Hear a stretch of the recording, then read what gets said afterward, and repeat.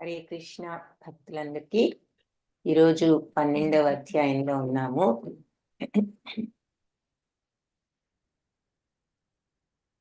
హరే కృష్ణ. కళ్యాణి మాతాజీ, మీరు కో-హోస్ట్ మాతాజీ. హరే కృష్ణ మాతాజీ.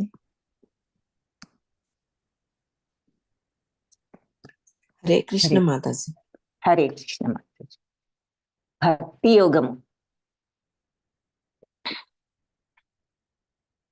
నిన్న విశ్వరూప సందర్శన యోగం చూసాము. ఇప్పుడు భక్తి యోగం చూద్దాము. భక్తి యోగంలో లాస్ట్ చాప్టర్ ఈరోజు.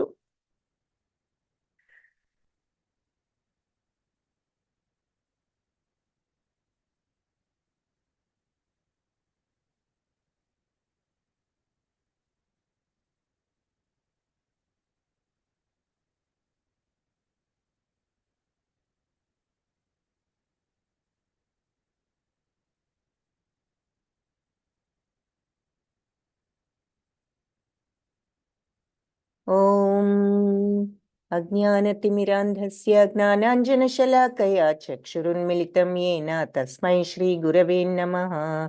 నమః ఓం విష్ణుపాదాయ కృష్ణప్రేష్ఠాయ భూతలే శ్రీమతే భక్తి వేదాంత స్వామి ఇతి నామినే. నమస్తే సరస్వతి దేవి గౌరవాణి ప్రచారిణే నిర్విశేష శూన్యవాది పాశ్చాత్య దేశధారిణే. హే కృష్ణ కరుణా సింధో దీనబంధో జగత్పతే గోపేశ గోపికా కాంత రాధాకాంత నమోస్తుతే. తప్త కాంచన గౌరాంగీ రాధే బృందావనేశ్వరి వృషభానుసుతే దేవి ప్రణమామి హరిప్రియే. జయ శ్రీ కృష్ణ చైతన్య ప్రభు నిత్యానంద శ్రీ అద్వైత గదాధర్ శ్రీవాసాది గౌర భక్త బృంద. హరే కృష్ణ కృష్ణ కృష్ణ హరే హరే, హరే రామ రామ రామ హరే హరే. హరే కృష్ణ భక్తులందరికీ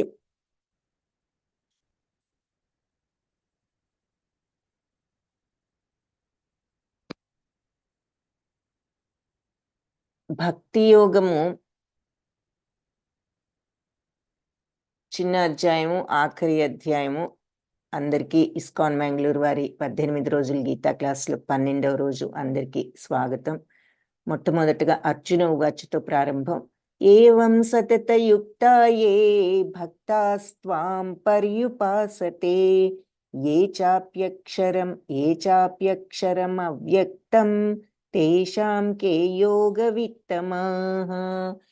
సతతము కూడా ఎవరైతే యుక్తులై ఉంటారో భక్తాస్త్వాం నీ భక్తిలో ఉపాసన చేస్తూ, పర్యుపాసన నిన్ను ఎంతో శ్రద్ధతో ఉపాసన చేస్తూ సతతము ఎల్లప్పుడూ ఈ యోగంలో ఎవరైతే యుక్తులై ఉంటారో, ఏ యోగంలో? నిన్ను భక్తితో ఆరాధించే యోగంలో. వాళ్ళ ఏ చాప్యక్షరం అవ్యక్తం, లేదంటే అక్షరం అంటే నాశనం లేని అవ్యక్త బ్రహ్మతత్వాన్ని ఆరాధించేవారు. తేషాంకే ఇద్దరిలో కూడా ఎవరు యోగ విత్తమా, ఎవరెక్కువ పరిపూర్ణులు, యోగ విత్తములు అని చెప్పి అడుగుతున్నాడు. సో ఎప్పుడు నీ భక్తి యుక్త సేవలో నెలకొని నీ భక్తిలో నిన్ని సతతము ఉపాసన చేస్తూ ఆ యోగంలో ఉండేవాళ్ళు, లేదంటే అక్షరమైనటువంటి అంటే నాశనం లేని బ్రహ్మతత్వాన్ని ఆరాధించేవాళ్ళు, ఈ ఇద్దరిలో ఎవరు ఎక్కువ యోగ పరిపూర్ణులు అని చెప్పి అడిగాడు. సో పైన ఈ అక్షర బ్రహ్మం ఆరాధించేవారు, కింద భక్తితో భగవంతుణ్ణి ఆరాధించేవారు. మనకి ఈజీగా అండర్స్టాండ్ చేసుకోవడానికి ఇలా ఒక చిత్రం చూపించిన, భక్తితో ఆరాధించడం అంటే కేవలం భగవంతుడికి అర్చన పూజ చేయటమే కాదు, మనసులో శరణాగత తత్వం అనేది ఉండటం. బ్రహ్మము. సో ఇక్కడ 2 రకాలుగా ఆరాధించే వాళ్ళు ఎవరు ఎక్కువ గొప్పవాళ్ళు, వీళ్ళిద్దరిలో ఎవరి పద్ధతి బెటర్ అన్నట్లుగా అడిగాడు. కాబట్టి భగవంతుడిని ఆరాధించడంలో కొందరు బ్రహ్మన్ రూపంలో ఇలా భగవంతుడిని ఒక వెలుగుగా నిరాకార తత్వంతో కొందరు ఆ రకంగా ధ్యానిస్తారు, కొందరు మరి హృదయంలో ఉన్న పరమాత్మ రూపంలో ధ్యానిస్తారు, ఏది మరి విష్ణువు రూపంలో, ఇంకా కొందరు భగవంతుణ్ణి ఆయన యొక్క శ్రీకృష్ణ రూపం అసలు రూపంలో ధ్యానిస్తారు. సో అని చెప్పి చెప్తున్నారు ఇక్కడ 3 రకాలుగా ధ్యానించే వాళ్ళు ఉంటారు అని. సో భగవంతుడి ఈ ప్రశ్నకు సమాధానం ఏం చెప్తున్నారు అంటే, శ్రీ భగవానువాచ మయ్యావేశ్య మనో ఏ మాం నిత్యయుక్త ఉపాసతే శ్రద్ధయా పరయోపేత స్తే మే యుక్తతమా మతాః.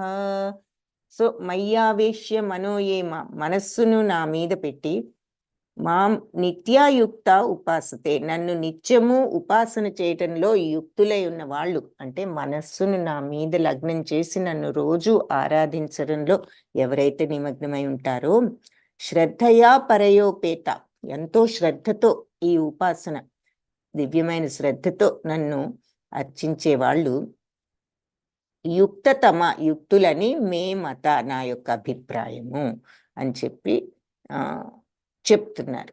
సో నా ఎవరైతే మనస్సును నా మీద పెట్టి నిత్యము నన్ను ఉపాసన ఎంతో శ్రద్ధతో దివ్యమైన పరయోపేత అంటే ఎంతో శ్రద్ధతో నన్ను ఈ రకంగా ఆరాధించే వాళ్ళు యుక్తులని మత, నా యొక్క అభిప్రాయము.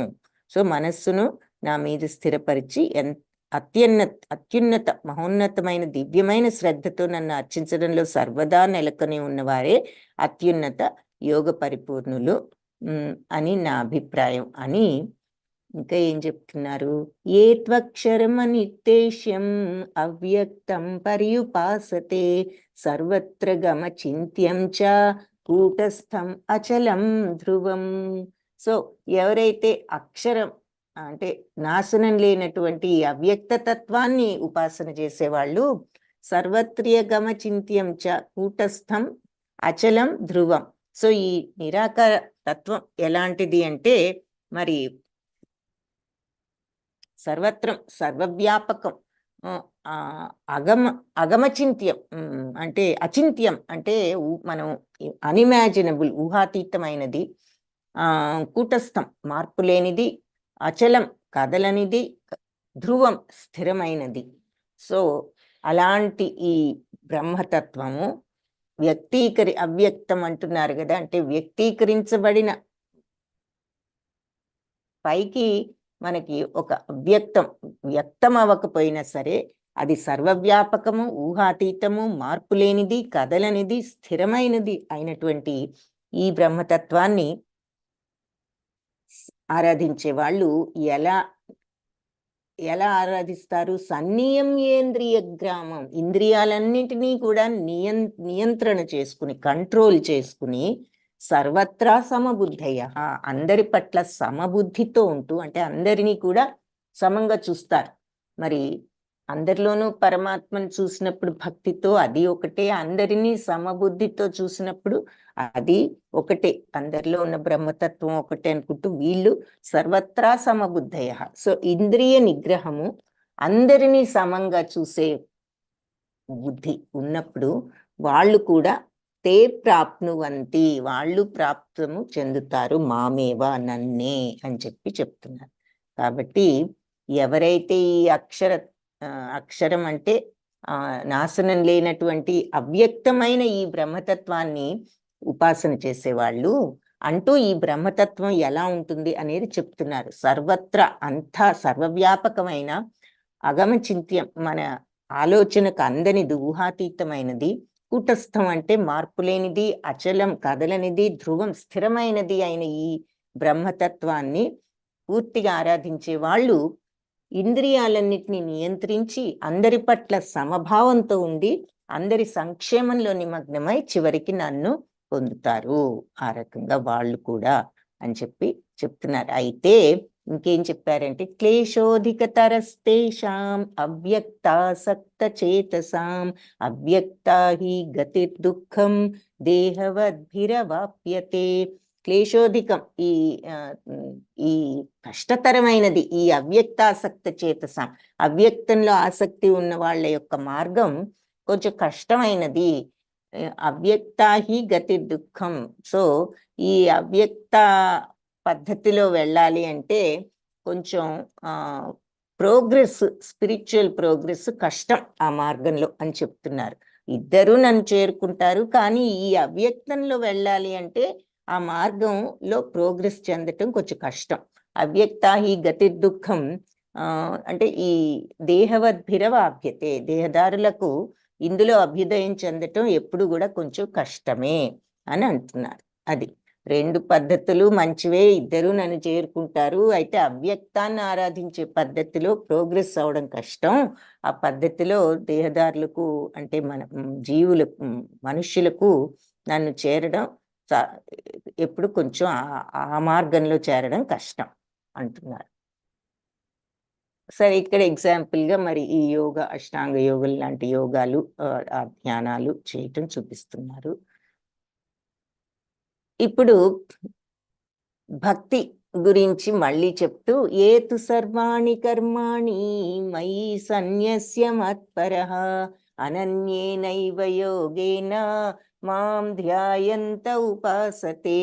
సో ఏతు సర్వాణి కర్మాణి, అన్ని కర్మలు మయి సన్యస్య, వెరీ ఇంపార్టెంట్ శ్లోక. అసలు అన్ని ఇంపార్టెంట్ ఇందులో, బట్ ఫైనల్గా మనకి భక్తి యోగ సారాంశం ఈ శ్లోకంలో చెప్తున్నారు. అన్ని కర్మలు మయి సన్యస్య, నాకు అర్పించి, మత్పరః నా కోసం అన్నట్లుగా నువ్వు అనన్యేనైవ ఇచ్చేస్తూ, అనన్యేనైవ యోగేన వేరే మార్గంలోకి వెళ్లకుండా ఇదే యోగంలో ఉంటూ మాం ధ్యాయంత నన్ను ధ్యానిస్తూ ఆరాధించినప్పుడు, ఉపాసతే ఆరాధన చేస్తే, తేషామహం సముద్ధర్త మృత్యు సంసార సాగరాత్ భవామి న చిరాత్ పార్థ మయ్యావేశిత చేతసాం. తేషాం అహం, వాళ్ళని నేను, ఎవరిని, నాకు అన్ని కర్మలు కూడా నాకు అర్పించి నా కోసం చేస్తూ ఇదే యోగంలో వేరే దారిలోకి వెళ్లకుండా ఈ మార్గంలోనే నన్ను ధ్యానిస్తూ ఎవరైతే ఆరాధిస్తారో. సో ఇక్కడ ధ్యానము అంటే కూర్చుని భగవంతుణ్ణి అలా ఏ పని చేయకుండా మనం కూర్చుని అదే పనిగా ఉండటం, అది ఒకటి ధ్యానము, జపము. కానీ నిత్యము అలా కూర్చుని ఉండి చేయలేం కాబట్టి నిత్యము భగవంతుణ్ణి మనసులో ఉంచుకుని ఏ పని చేసినా అది ఆయనకి సర్వాణి కర్మాణి, అన్ని కర్మలు మై సన్యస్య నాకు అర్పించి, మత్పరః నా కోసం అన్నట్లుగా మీరు అనన్యేనైవ యోగేన, ఇక వేరే మార్గం లేకుండా ఇదే మార్గంతో మీరు ఎప్పుడు ఈ యోగంలో సెటిల్ అయి నన్ను ఈ రకంగా ధ్యానిస్తూ ఆరాధించినప్పుడు, అంటే అలా ఉండటం కూడా భగవంతుణ్ణి ధ్యానిస్తూ ఆరాధించడం. ఎందుకు, మనసులో ఆయన ఉన్నారు కాబట్టి. ఇప్పుడు మన ప్రియమైన వాళ్ళని మనం ఎగ్జాంపుల్గా తీసుకోవచ్చు కొంతవరకు. ఏది, తల్లిదండ్రులు, తర్వాత మరి పిల్లలు, ఇలాంటి వాళ్ళు పెద్ద అయిన తర్వాత మన పిల్లలు ఎప్పుడూ వాళ్ళ ముందు కూర్చోకపోయినా, వాళ్ళ పేర్లు చెప్తూ కూర్చోకపోయినా, వాళ్ళని చూస్తూ కూర్చోకపోయినా, మనం ఏది చేసినా మనస్సులో వాళ్ళు ఉంటారు. వాళ్ళ కోసం అన్నట్లుగా యూజువల్గా ఎన్నో పనులు వాళ్ళు లేకపోయినా చేస్తూ ఉంటాం. సో ఆ రకంగా ఏ పనినైనా మనం భగవంతుడికి మన పనులన్నీ కూడా మైసన్యస్య ఆయనకు అర్పించి ఆయన కోసం అన్నట్లుగా ఈ యోగంలో ఉంటూ ఎప్పుడు ఆయన్ని మనసులో ఉంచుకుని ఈ రకంగా ఉపాసన చేసే వాళ్ళని తేషామహం, నేను వాళ్ళను సముద్ధర్త ఉద్ధరిస్తాను. ఎక్కడి నుంచి, మృత్యు సంసార సాగరాత్, మృత్యు సంసార సాగరా నుంచి వాళ్ళని నేను ఉద్ధరిస్తాను. భవామి న చిరాత్ పార్థ. సో ఇప్పుడు వాళ్ళిక తప్పకుండా నన్ను చేరుకుంటారు. మయ్యావేశిత చేతసాం, నేను ఇలా నన్ను ధ్యానిస్తూ ఉండేవాళ్ళు తప్పనిసరిగా వాళ్ళు నన్ను చేరుకుంటారు. శీఘ్రమే వాళ్ళను మృత్యు సంసార సాగరం నుంచి రక్షిస్తాను అని చెప్తున్నారు. సో అన్ని కర్మలను నాకు అప్పగించి విచలనం లేకుండా, అనన్యనైవ అన్నారు కదా, విచలనం అంటే వేరే మార్గంలోకి వెళ్లకుండా అంకిత భావంతో మత్పరహ భక్తిలో నిమగ్నమై మనస్సును స్థిరపరచుకుని మరి ఎప్పుడు అంటే భవామి నచిరా, ఎప్పుడు ఇలా ఉండే వాళ్ళను మృత్యు సంసార సాగరం నుంచి నేను శీఘ్రమే రక్షిస్తాను. ఇక్కడ మరి గజేంద్ర మోక్షం మనకి ఎగ్జాంపుల్ గా చూపిస్తున్నారు. సో ఇప్పుడు భక్తిలో ఉన్న దశలు ఏమిటనేది చెప్తున్నారు. అనన్య భక్తితో మొదలు పెట్టారు. మయ్యేవ మన ఆధత్స్వ మయి బుద్ధిం నివేశయ నివసిష్యసి మయ్యేవ అత ఊర్ధ్వం న సంశయః. మయ్యేవ మన ఆధత్స్వ, మనస్సును నా మీదే ఉంచి స్థిరపరిచి, మై బుద్ధిం నివేశయ, బుద్ధిని కూడా నాలోనే ప్రవేశపెట్టంటే మనస్సును బుద్ధిని నా మీద లగ్నం చేసి, నివసిష్యసి మయ్యేవ, నాలోనే నివసిస్తావు నువ్వు ఆ రకంగా. అత ఊర్ధ్వం నసంశయ, సో ఊర్ధ్వం నీకు పైలోకం అంటే నువ్వు నన్ను చేరుకోవటం అనేది సంశయం లేని విషయం, నిస్సందేహం, డౌట్ లేదు, సంశయం లేదు, నో డౌట్, నిస్సందేహంగా నువ్వు నా దగ్గరకు వస్తావు. ఎప్పుడు మనస్సును బుద్ధిని నా మీద స్థిరపరిచి నా కోసం ఉపయోగించి ఆ రకంగా ఉన్నప్పుడు నువ్వు నివసిష్యసి మయ్యేవ, నువ్వు ఇక నాలోనే ఉంటావు, ఇందులో తప్పకుండా నీకు నన్ను పొందుతావు, ఇందులో సందేహమే లేదు. కంప్లీట్గా మనస్సును బుద్ధిని భగవంతుడి మీద మనం స్థిరపరచగలిగినప్పుడు తప్పకుండా ఆయన నువ్వు నాలోనే ఉంటావు అప్పుడే మనకు ఆ యోగా కాంటాక్ట్ వస్తుందన్నమాట. కంప్లీట్గా మనస్సును బుద్ధిని భక్తితో. అష్టాంగ యోగంలో చూసాం కదా, అక్కడ ఎలా చూసాము, అక్కడ నియమబద్ధంగా ఉంటూ ఇంద్రియాలను నిగ్రహించుకుని మనస్సును నిగ్రహించుకుని ఇవన్నీ చేసి ఆసనం చూసుకుని చేయకూడనివి చేయగలిగినవి ఇవన్నీ ఉన్నాయి కదా. ఒంటరి ప్రదేశంలో పవిత్ర భూమిలో మరి తర్వాత మనస్సును నియంత్రించుకుని కోరికలను మనం అరికట్టుకుని సరి అయిన ఆసనంలో కూర్చుని ప్రత్యాహారం ఇంద్రియాలను నిగ్రహించి తద్వారా ధారణ కాన్సన్ట్రేషన్లోకి వెళ్ళి ఆ ధారణ అలా అంత కాన్సన్ట్రేషన్ ఫోకస్తో ధ్యానంలోకి వెళ్ళగలుగుతాము. అలాంటి ధ్యానంలోకి వెళ్ళినప్పుడు సమాధి స్థితిలోకి వెళ్తాము అని చూసాం. సో అప్పుడు భగవంతుడితో కాంటాక్ట్ ఏర్పడుతుంది. అంటే ఆ పవిత్రమైనటువంటి తత్వం ఏమిటో మనకు అప్పుడు అర్థం అవుతుంది ఆ మార్గం ద్వారా. సో అంటే లాస్ట్కి ఆ తాదాత్మ్యం చెందే స్టేజే వస్తుంది, అదే భక్తి అని. కాబట్టి భక్తి మార్గం డైరెక్ట్గా అక్కడికే వెళ్తుంది. ఇవేమో ఇవన్నీ చేసినాక ఆ స్టేజ్కి వెళ్తాము. కాబట్టి భక్తి యోగం మరి ఒక రకంగా అన్ని యోగాల్లోకి అది సరి అయినటువంటి మార్గం, అంటే త్వరగా మనల్ని భగవంతుడి దగ్గరికి తీసుకువెళ్ళే మార్గం అని కూడా చెప్తారు. సో ఇక్కడ ఏం చెప్తున్నారంటే నువ్వు ఆ రకంగా మనస్సును బుద్ధిని భగవంతుడి మీద కంప్లీట్గా స్థిరపరచగలిగితే మరి అప్పుడు నీకు వచ్చేది ఆ తాదాత్మ్యం, అంటే ఆ స్థితి, ఆ త్రిగుణాతీతమైన స్థితికి వెళ్ళగలుగుతావు. ఎవరైతే త్రిగుణాల వల్ల ఎఫెక్ట్ అవ్వకుండా చివరికి ఆ శుద్ధమైన స్టేజ్లోకి, ఆ ప్యూర్ స్టేజ్లోకి వెళ్ళగలుగుతారు. భగవంతుడు త్రిగుణాతీతుడు కాబట్టి, గుణాతీతుడు కాబట్టి ఆ తత్వాన్ని మనం కనుక ఆ తత్వంలోకి మనం వెళ్ళగలిగినప్పుడు మనకు ఆయన యొక్క తత్వం అర్థమయ్యి అది ఆ రకంగా భగవంతుడితో కాంటాక్ట్లోకి వచ్చి అది మనకు క్వాలిఫికేషన్. అలాంటి స్థితిలో ఉన్న వాళ్ళు భగవంతుడిని నిస్సందేహంగా పొందగలుగుతారు. భక్తి మార్గంలో ఆయన మీద భక్తితో మనస్సును బుద్ధిని ఆయన మీద ఉంచగలిగినప్పుడు ఆ ప్యూరిటీ అనేది వస్తుంది. సో తప్పనిసరిగా నిస్సందేహంగా నాలోనే ఉంటారు అని చెప్తున్నారు.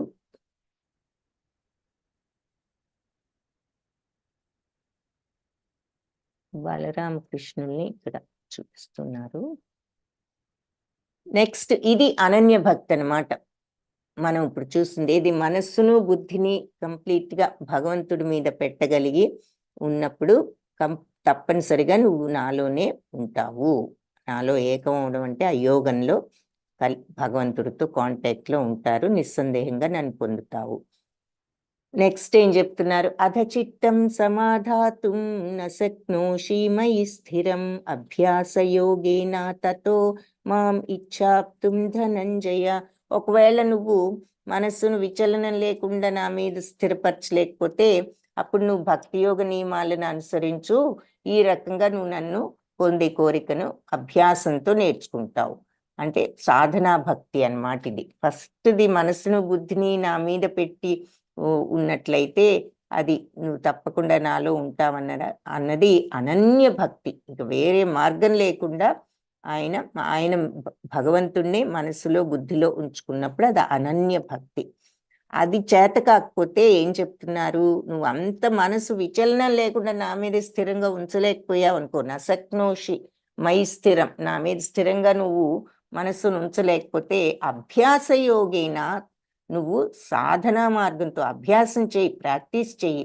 తతో మాం, దాంతో నువ్వు నన్ను ఇచ్ఛాప్తం, పొందాలి అనే కోరికను పెంచుకుంటావు అని చెప్తున్నారు. సో నువ్వు ఎప్పుడు మనస్సును విచలనం లేకుండా నా మీద స్థిరపరచలేకపోతే భక్తి యోగ నియమాలు, భక్తి అభ్యాసం చేయి, ప్రాక్టీస్ చేయి. అంటే నువ్వు భగవంతుని తలుచుకోవటం, జపం చేయటము, మరి ఆ తర్వాత భక్తి మార్గంలో ఉండటం, ఇవన్నీ నువ్వు ప్రాక్టీస్ చెయ్యి. అప్పుడు నువ్వు నన్ను పొందే కోరికను పెంచుకుంటావు. అది కూడా చేయలేకపోయావనుకో, అదేమిటి? సాధనా భక్తి. ప్రాక్టీస్ చేయమన్నారు సాధన, అందుకని అది సాధనా భక్తి. అది కూడా చేయలేకపోతే అభ్యాసేప్య సమర్థోసి మత్కర్మ పరమో భవ మదర్థమపి కర్మాణి కుర్వన్ సిద్ధిం అవాప్స్యసి. అది కూడా చేయలేకపోయావు అనుకో ప్రాక్టీస్, అప్పుడు నా కోసం పని చేయటం చెయ్యి, నా కోసం చెయ్యి పనులు. నా కోసం అని కనుక నువ్వు పనులు చేసావంటే భగవంతుడి కోసం అన్నట్లుగా సిద్ధత్వం వస్తుంది. కుర్వన్ సిద్ధం అవాప్స్యసి, నువ్వు సిద్ధత్వాన్ని పొందుతావు. నువ్వు భక్తి యోగ నియమాలను సాధన చేయటం కూడా నీకు అభ్యాసం చేయలేకపోతే నా కోసం పనులు చేయడానికి ప్రయత్నం చేయి.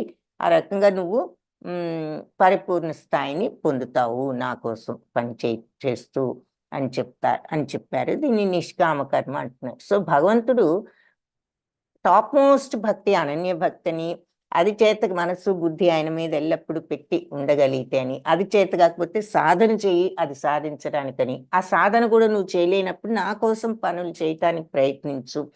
పాపం భగవంతుడు ఎన్నో మార్గాలు సూచిస్తున్నారనమాట ఈ భక్తి అనేది మనం ఎలా సాధించవచ్చు అన్నదానికి. సో నా కోసం పని చెయ్యి అంటున్నారు. అంటే భగవంతుడు ఈ ప్రీత్యర్థం పని చేయటం. అంటే ఇక్కడ ఒక చిన్న ఎగ్జాంపుల్ ఏది మరి? భగవత్ ప్రీత్యర్థం అంటే నలుగురికి ఉపయోగ పనులు, అందరికీలోనూ భగవంతుడు ఉన్నాడు కాబట్టి మరి అందరికీ సహాయపడే విధంగా. కానీ ఇక్కడ మరి స్వార్థం కోసం పనులు చేసుకోకుండా నాకు ఇంకా పెద్ద ఇల్లు కావాలి, ఇంకా పెద్ద టీవీ కావాలి, ఇంకా పెద్ద కారు కావాలి అని మనకున్నదంతా మన కోసమే వెచ్చించకుండా కొంత అందరి కోసం, భగవంతుడి కోసం ఆ రకంగా వెచ్చించటం, ఇలా భక్తి మార్గంలో ఉంటూ అని ఒక ఎగ్జాంపుల్ చూపిస్తున్నారు. అది కూడా ఒకవేళ నువ్వు నా కోసం అన్నట్లు పనులు చేయలేక అలా కూడా చేయలేకపోతే అదైతదప్యశక్తోసి కర్తుం అద్యోగమాశ్రితః సర్వకర్మ ఫలత్యాగం తతః కురు యతాత్మవాన్. ఒకవేళ ఆ పనికి నువ్వు భక్తితో నా కోసం అన్నట్లు పని చేయలేకపోతే నువ్వు చేసే పనులు, కర్మఫలాలన్నీ కూడా త్యజించు. అంటే కర్మఫలాలన్నిటి మీద ఆసక్తి వదులుకో. సర్వకర్మఫల త్యాగం, కర్మఫలాలన్నీ కూడా త్యజించినప్పుడు తతః కురు యతాత్మవాన్, నువ్వు ఆత్మ నిగ్రహంతో అలా ఫలితాలన్నీ త్యజించటానికి ప్రయత్నించు. కాబట్టి నువ్వు భక్తితో నా కోసం అన్నట్లు చేయలేకపోతే కనీసం నీ కర్మఫలాలన్నీ త్యజించడానికి ఆత్మ నిగ్రహంతో ఉండటానికి ప్రయత్నించు. సో కర్మఫలాలన్నీ త్యజించడం అంటే ఏమిటి? మనం చేసే పనులకు వచ్చే రిజల్ట్ ని వదిలేసుకోవటమా? కాదు. శారీరకంగా వదులుకోమనడం లేదు, మానసికంగా వాటి మీద ఆసక్తిని వదులుకో. నువ్వు అన్ని చేస్తూనే, అన్ని లైఫ్లో ఏదొచ్చినా అన్ని తీసుకుంటున్నావు, చేస్తున్నావు, కానీ వాటి మీద ఆసక్తిని వదులుకో. అంటే ఒక పనిని వదులుకో అన్నారు అంటే ఇప్పుడు వదులుకున్న తర్వాత ఇప్పుడు ఉదాహరణకి ఉపవాసం లేదంటే మనకి ఇష్టమైంది ఏదో కొందరు ఒక్కొక్కసారి తినొద్దు అనుకుంటాం. ఏది నేను కాశీకి వెళ్ళి ఇది వదిలేసాను అది వదిలేసాం అంటూ ఉంటాం అనుకుంటాము. కానీ మనసు దాని మీద వదిలేసాను అదంటే నాకు చాలా ఇష్టం కానీ తినడం లేదు ఎందుకు అంటే కాశీలో వదిలేసి వచ్చాను అనుకున్నాం అంటే అది వదిలినట్టు కాదు. మనసులో దాని మీద ఇంకా ఎంతో ఆసక్తి వ్యామోహం ఉంది మనకి దాని మీద. కాబట్టి అది కాదు ఇంపార్టెంట్. తిన్నా కూడా దాని మీద విపరీతమైన మోజు అనేది వదులుకుంటే అసలు అది నిజమైన సన్యాసత్వం. సన్యసించడం వదులుకోవడం అని కూడా ఒక రకమైన అర్థం. కానీ ఎందుకు ఫిజికల్ గా వదులుకుంటామంటే మానసికంగా కూడా ఆ ఇంట్రెస్ట్ పోయే స్టేజ్ తెచ్చుకోవడానికి.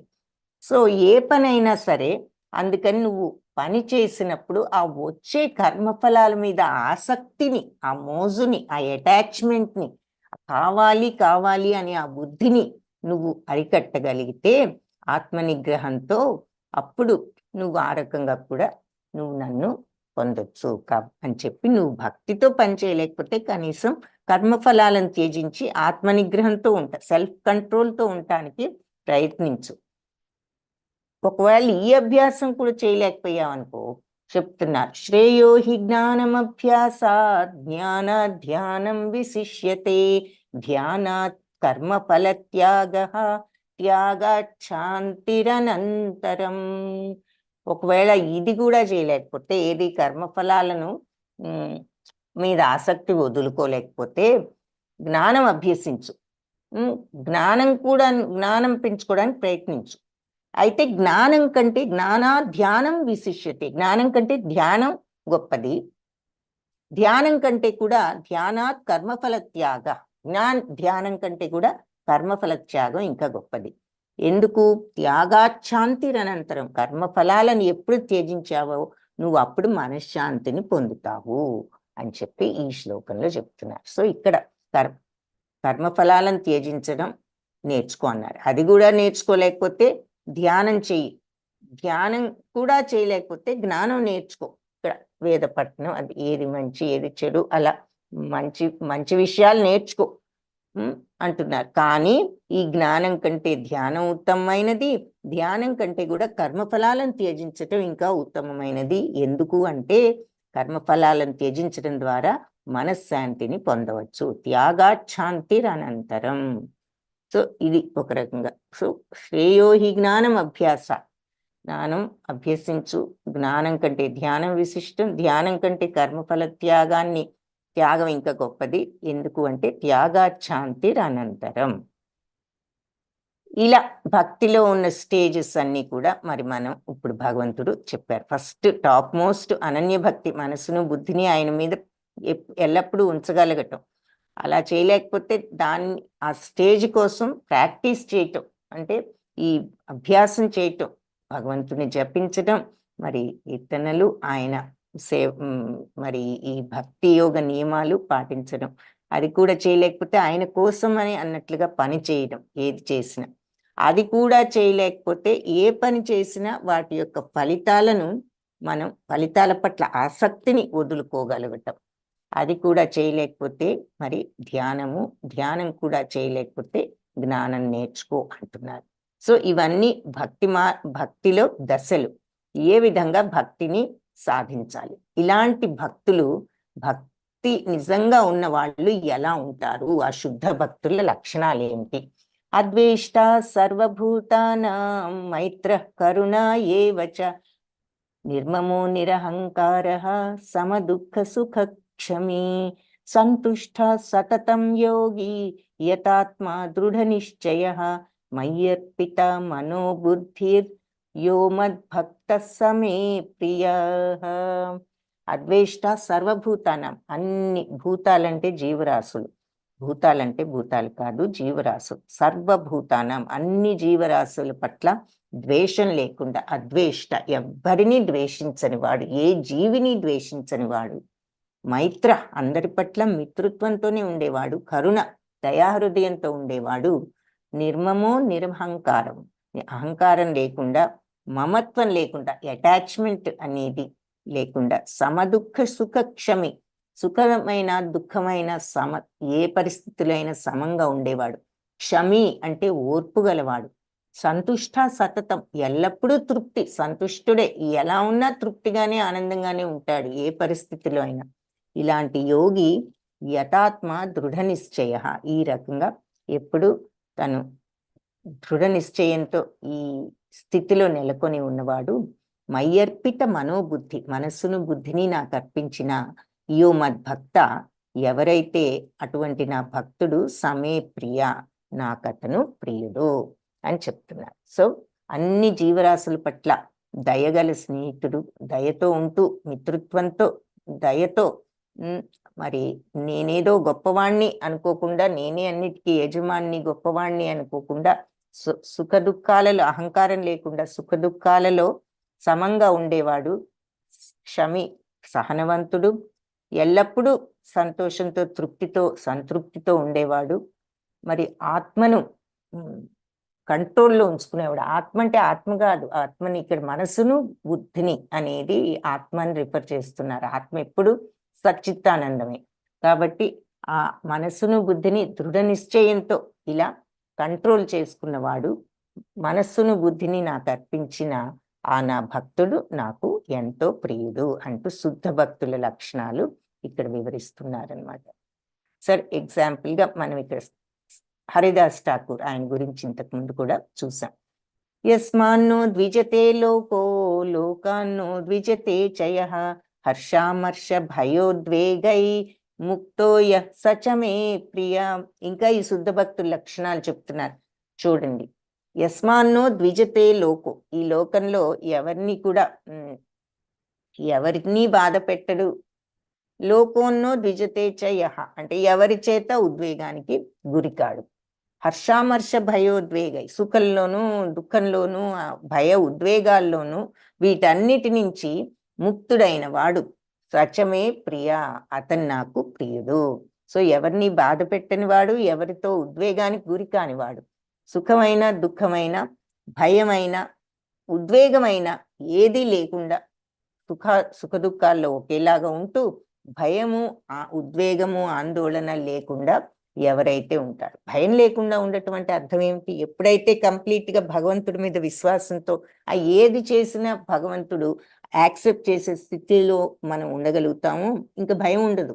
భయం ఎప్పుడు ఏర్పడుతుంది? మనం అనుకున్నది జరగదేమో, మనకేదైనా అవుతుందేమో, మన కోరికకు వ్యతిరేకంగా అన్నది ఉన్నప్పుడే భయం ఏర్పడుతుంది. కాబట్టి ఏది జరిగినా భగవత్ ప్రసాదమే అనే మెంటాలిటీ, శరణాగత తత్వం ఉన్నప్పుడు ఇంకా భయం ఎందుకు ఉంటుంది, ఆందోళన ఎందుకు ఉంటుంది? అలా అని ఏమీ చేయకుండా కూర్చోమనడం లేదు. ఆ భావాన్ని అలవర్చుకుని ఈ పనులు చేసుకో అంటున్నారు. సో భయాందోళనకు రహితంగా ఉన్న ఇటువంటి భక్తులు నాకు ప్రియులు. ఎవరిని బాధ పెట్టని వారు, ఎవరి చేత ఉద్వేగానికి గురికారు. అంటే ఎవరైనా మనల్ని ఏదైనా అన్నా మనకది పట్టదు. సుఖ దుఃఖాల్లో ఒకేలాగా ఉంటూ భయాందోళనలు లేకుండా ఉన్న భక్తులు, అంటే భయాందోళనల నుంచి ముక్తులైన వాళ్ళు, విముక్తులయ్యారు వాళ్ళు. ఎందుకు? ఆ భక్తి మార్గం ద్వారా. అలాంటి వాళ్ళు నాకు ప్రియులు. యో న హృష్యతి న ద్వేష్టి న శోచతి న కాంక్షతి శుభాశుభ పరిత్యాగి భక్తి మాన్య సమే ప్రియ. ఇంకా చెప్తున్నారు శుద్ధ భక్తి లక్షణాలు. యో న హృష్యతి న ద్వేష్టి, ఎవరైతే ఆనందించరు ద్వేషించరు, నశోచతి న కాంక్షతి, శోకించరు కోరుకోరు దేన్ని, ఈ భౌతిక ప్రపంచపు సుఖాలను పట్ల వాళ్లకు. ఈ సుఖాలు వస్తే ఆనందించడం, ఈ సుఖాలు లేనప్పుడు దుఃఖించడం, శోకించడం, కావాలి కావాలి అనే కోరికతో నకాంక్షతి, కోరిక అనేది లేకుండా ఉండగలగటం. శుభ అశుభ పరిత్యాగి, శుభమైన అశుభమైన రెండు కూడా పరిత్యజించి అంటే మానసికంగా వదిలిపెట్టేసేవాళ్ళు. ఎలాంటి ప్రతిఫలమైన పని నుంచి, మంచి శుభకరమైనదైనా అశుభకరమైనదని ఏదైనా వాళ్ళకి ఆసక్తి లేదు, వదిలిపెట్టగలిగిన వాళ్ళు. అలాంటి భక్తిమాన్యులు సమే ప్రియ, నాకు వాళ్ళు ప్రియులు. సో ఎవరైతే ఈ భౌతిక సుఖాల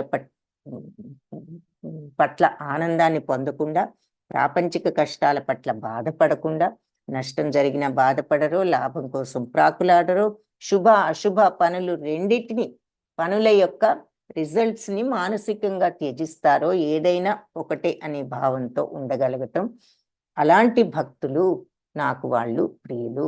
మరి ప్రహ్లాదుడు ఏనుగుతో తొక్కిస్తున్నారని దుఃఖించలేదు, మరి రాజ్యభోగాలు అనుభవిస్తున్నాను సంతోషము లేదు, ఎప్పుడూ సమచిత్తుడే, ఎప్పుడూ మనసులో ఆనందమే ఆయనకు ఆ భక్తిలో. అదొక ఎగ్జాంపుల్ గా చూపిస్తున్నారనమాట. అశుద్ధ భక్తుల లక్షణాలు: అనపేక్ష సుచిత్తక్ష ఉదాసీనో గతవ్యధ. ఇంకా శుద్ధ భక్తుల లక్షణాలే చూస్తున్నాం. అనపేక్ష సుచిత్తక్ష ఉదాసీనో గతవ్యధ సర్వారంభ పరిత్యాగి యో మద్భక్త సమే ప్రియ. అనపేక్ష అంటే దేని పట్ల విపరీతమైన అపేక్ష, కోరిక, ఇష్టం ఉన్నవాడు కాకుండా, దేని మీద లేదు. శుచితక్ష అంటే శుచి, పవిత్రుడు. దక్షుడు అంటే డిటర్మినేషన్ ఉన్నవాడు, అంటే అదే మార్గంలో ఉంటున్నాడు, ఈ కోరికల ప్రలోభాలకు పడిపోకుండా. ఉదాసీనం అంటే మరి ఉదాసీనత్వం అంటే ఏమిటి ఇక్కడ? ఏదైనా ఒకటే అనే సమత్వం, ఏ పరిస్థితుల్లో అయినా ఒకే రకంగా ఉండగలిగిన వాడు. గతవ్యధ అంటే ఏ బాధలు లేవు ఇక అతనికి. ఎందుకు అంటే అతను ఎప్పుడు కూడా ఏదైనా భగవంతుడు అనే శరణాగత తత్వంలోకి వచ్చాడు కాబట్టి, ఏదైనా భగవంతుడి ఇష్ట ప్రకారం జరుగుతోంది అని అన్ని యాక్సెప్ట్ చేయగలిగిన వాడు కాబట్టి వ్యధలే లేవు. సర్వారంభ పరిత్యాగి, మరి అన్నిటినీ కూడా స్వార్థ చింతన లేకుండా అన్ని పరిత్యజించగలిగిన ఆ యో మద్భక్త, అలాంటి నా భక్తుడు సమే ప్రియ, అతను నాకు ప్రియుడు. సో మామూలు భౌతిక ప్రపంచపు కార్యకలాపాల పట్ల అపేక్ష చూపించని వాడు, పవిత్రుడు, దక్షత, ఇలాంటి పద్ధతిలో ఉండటానికి డిటర్మినేషన్తో, ఒక దృఢ నిశ్చయంతో ఈ మార్గంలో ఉన్నవాడు. ఉదాసీనుడు, వ్యధ ఏ కలతలు లేవు, మరి సర్వారంభ పరిత్యాగి అన్ని కూడా వదిలేసుకున్నవాడు, స్వార్థ చింతన లేకుండా అన్ని వదిలేసుకున్నవాడు. అంటే మళ్ళీ ఏదో అరణ్యంలోకి వెళ్ళిపోయి ఉన్నాడని కాదు, మానసికంగా ఏ స్వార్థ చింతన అంటే ఏది జరిగినా సమత్వంతో ఉన్న అలాంటి ప్రియుడు నాకు చాలా ప్రియమైన వాడు. ఇంకా చెప్తున్నారు క్లియర్గా, ఇంకా మనకు బాగా అర్థం అవడానికి ఇన్ని రకాలుగా చెప్తున్నారు అనమాట.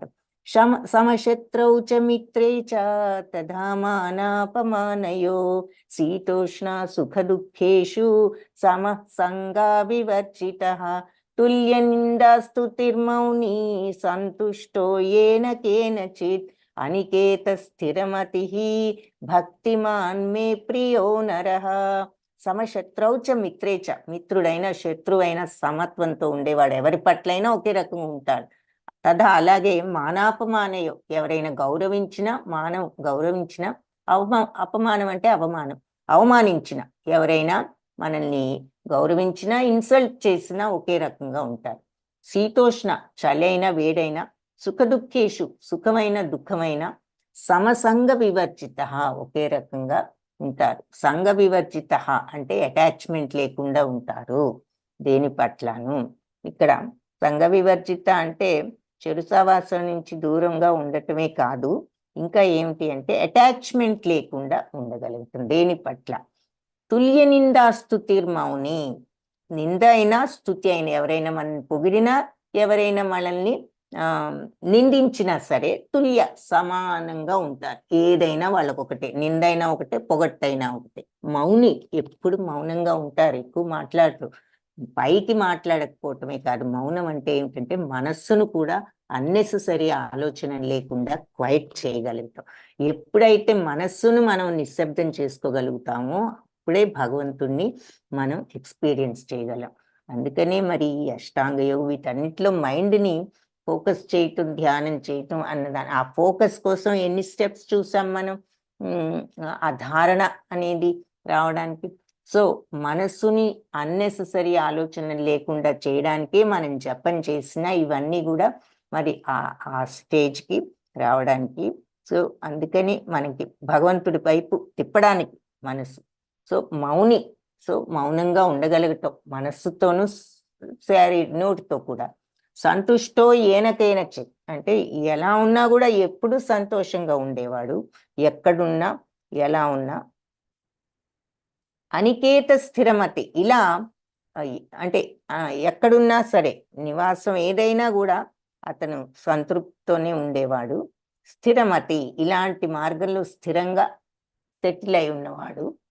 అలాంటి భక్తిమాన్ మే ప్రియో నరహ, నాకు ప్రియమైన మనుజుడు అని చెప్తున్నారు. శత్రుమిత్రులతో సమభావంలో ఉండేవాడు. గౌరవమైన అగౌరవమైన, వేడి చలి శీతోష్ణాలలో, ఆనందమైన బాధ అయినా, కీర్తి అయినా అపకీర్తి అయినా సమభావంతో ఉండేవాడు. మరి అటాచ్మెంట్ లేకుండా, నిందనైనా స్తుతి అయినా సరే. అలాగే మరి ఎప్పుడు మౌనంగా ఉండేవాడు, దేనితోనైనా సంతృప్తి చెందేవాడు. ఇలాంటి భక్తుడు నాకు ప్రియుడు.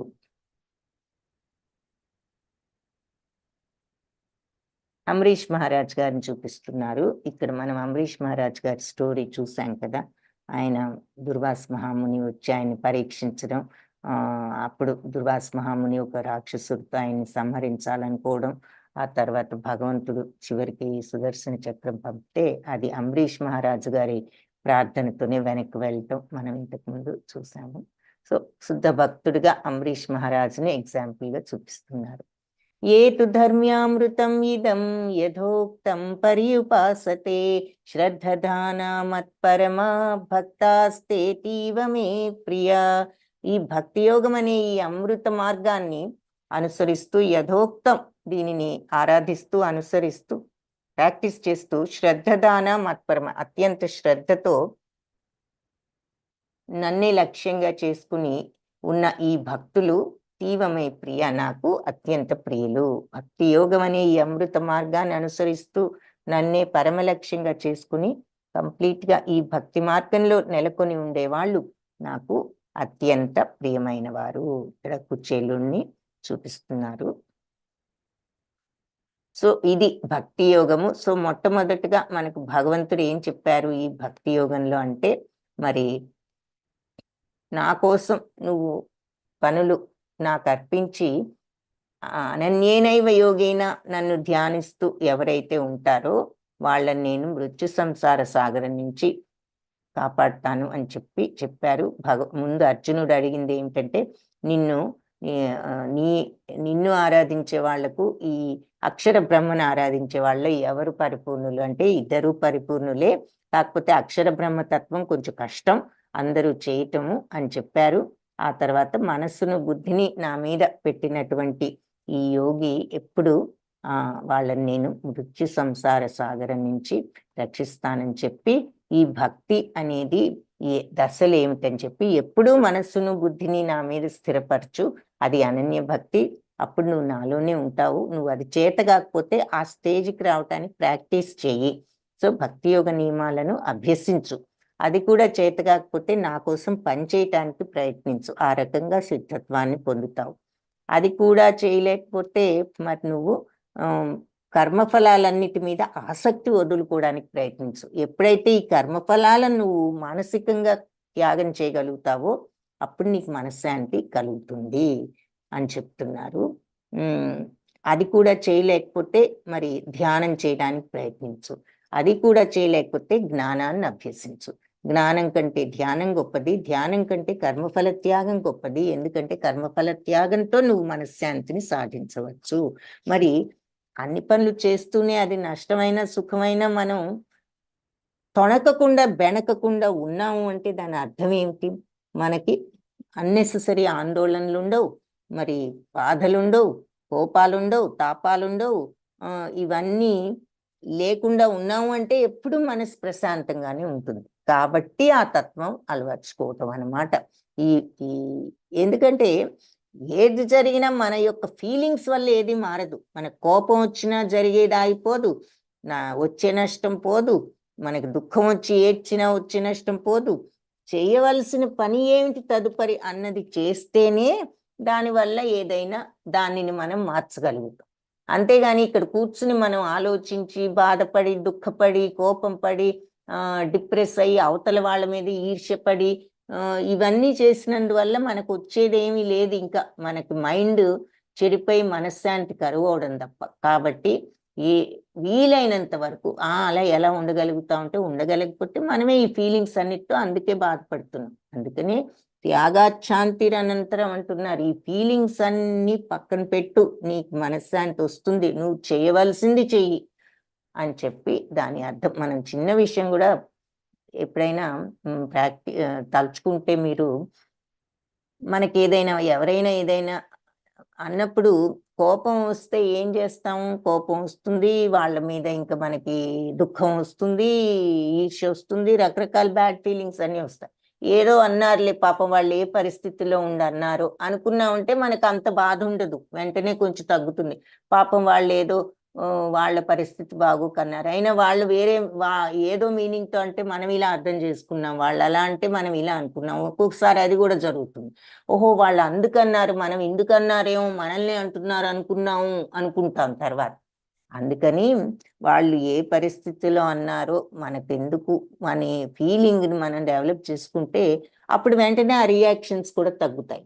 సో అలా దేనికైనా రియాక్ట్ అవ్వకుండా ఉండటాన్ని ప్రయత్నిస్తే, చేయవలసింది చేసి మనం అన్నెసెసరీ రియాక్షన్స్తో వ్యధ చెందకుండా ఉంటే మనకి మనశ్శాంతి అని ఇక్కడ. అందుకే కర్మఫల త్యాగం, కర్మ ఫలం మీద నీకున్న అటాచ్మెంట్ వదులుకో అంటున్నారు. ఫిజికల్గా కూడా కర్మఫల లాభం వస్తే వదిలేసుకోమనడంలా, దాని మీద ఆ మోజుని ఆ ఆసక్తిని వదులుకో. అది కనుక వదులుకోలేదనుకో, అది రాకపోతే నీకు ఇంకేముంది, మొత్తం మునిగిపోయిందనే బాధ వస్తుంది. ఏదైనా పని చేసినప్పుడు అది అనుకున్న బెనిఫిట్ రాకపోతే. కాబట్టి ఆ బెనిఫిట్ మీద నీకు ఆ మోజు వద్దు. వస్తే వస్తుంది, రాకపోయినా అలాగే ఉండు, వచ్చినా అలాగే ఉండు, నువ్వు చేయాల్సింది చెయ్యి, అది జరిగేది ఎలాగూ జరుగుతుంది. నువ్వు బాధపడ్డా తప్పదు, బాధపడకపోయినా తప్పదు. సో అందుకని మన మనశ్శాంతి కోసం ఏది జరగబోయేది ఎలాగూ జరుగుతుంది కాబట్టి ఆ రకంగా ఆలోచించినా మనకి అర్థమవుతుంది ఫలత్యాగం వల్ల వచ్చే మనశ్శాంతి ఏమిటి, ఎందుకు అని. సో అది చెప్పారు దశలు. ఆ తర్వాత శుద్ధ భక్తుల లక్షణాలు చెప్పారు. అందరి పట్ల సమభావంతో ఉంటూ, ఇలా ఎప్పుడు మనస్సు ఉద్వేగము, భయము అలాంటి వాటికి దూరంగా ఉంటూ, వాటి నుంచి బయటపడ్డవాడు, మరి అందరినీ సమత్వంతో చూసేవాడు, ఈ ప్రాపంచిక సుఖాల పట్ల మోజు లేకుండా ఏదైనా ఒకే రకంగా ఇలా ప్రాకులాడకుండా ఉండేవారు, ఏదైనా శుభమైన అశుభమైన ఒకే రకంగా ఉండేవారు. మరి ఇలాంటి మామూలు వాటిల్లో ఆనందాన్ని పొందకుండా ప్రాపంచిక సుఖాల్లో పవిత్రుడు, దక్షుడు, ఉదాసీనత ఏది జరిగినా కూడా కలత చెందని వాడు, శత్రుమిత్రులతో సమానంగా ఉన్నవాడు, గౌరవమైన అగౌరవమైన, మరి సుఖమైన దుఃఖమైన, కీర్తి అయినా అపకీర్తి అయినా సమంగా ఉండేవాడు, అటాచ్మెంట్ లేకుండా మౌనంగా నిందైనా స్తుతైనా ఎల్లప్పుడూ సంతృప్తితో ఉన్నటువంటి భక్తుడు. ఇవి శుద్ధ భక్తుల లక్షణాలు. ఇలాంటి భక్తి యోగం అనే అమృత మార్గాన్ని గనుక నువ్వు అనుసరించావంటే, నన్నే పరమ లక్ష్యంగా చేసుకుని ఈ రకంగా పూర్తిగా నాలో నెలకొని ఉండేవాళ్ళు అత్యంత ప్రియులు. ఈ భక్తి మరి భాగవతంలో చూసాం కదా, 9 రకాల భక్తులు. శ్రవణం, కీర్తనం, విష్ణు స్మరణం, పాదసేవనం, అర్చనం, వందనం, దాస్యం, సఖ్యం, ఆత్మనివేదనం. సో ఏదైనా ఈ 9 మార్గాల్లో ఒకటి మనం చూసుకోవచ్చు అని చెప్తున్నారు. హరే కృష్ణ కృష్ణ కృష్ణ హరే హరే, హరే రామ రామ రామ హరే హరే. ఈ కలియుగంలో భగవన్నామ స్మరణ మరి మనకు మంచి మార్గం అని కూడా చెప్పారు భగవంతుని పొందటానికి. కృష్ణం వందే జగద్గురుం. ఈ గీతా పాఠంలో మనం నేర్చుకున్నది ఏమిటి అంటే, అసంగత్సాన్ని వీడి అటాచ్మెంట్ను వదులుకుని, అంటే దేవాది దేవుడైన శ్రీకృష్ణ భగవాను శుద్ధ భక్తితో మనం ఆయన పట్ల శుద్ధ భక్తి ఉన్నప్పుడు మనం పరమ ఉత్కృష్టమైన భగవద్ధామాన్ని పొందవచ్చు.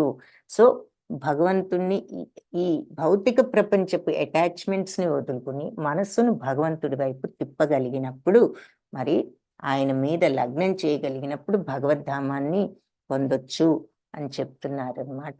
సో ఈ భగవంతుడి వైపు తిప్పడానికి మనం భగవన్నామ స్మరణ తో అలా అది సాధించవచ్చు.